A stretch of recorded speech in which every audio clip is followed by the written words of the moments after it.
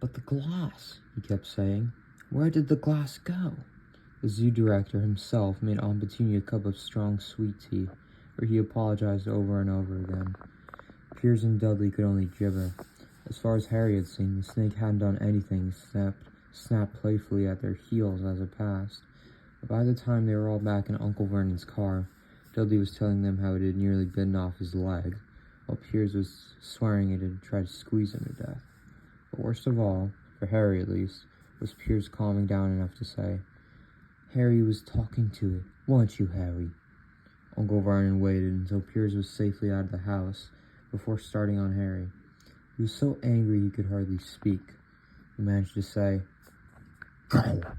Cupboard! Stay! No measles!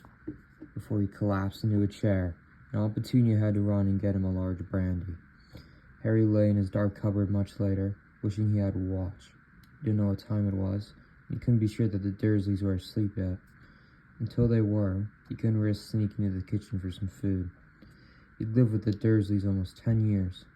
10 miserable years, as long as he could remember, ever since he'd been a baby and his parents had died in that car crash. He sometimes remembered being in the car with his parents when he had died. Sometimes, when he strained his memory during long hours in his cupboard, he came up with a strange vision, a blinding flash of green light and a burning pain on his forehead. This, he supposed, was the crash, but he couldn't imagine where all the green light came from. He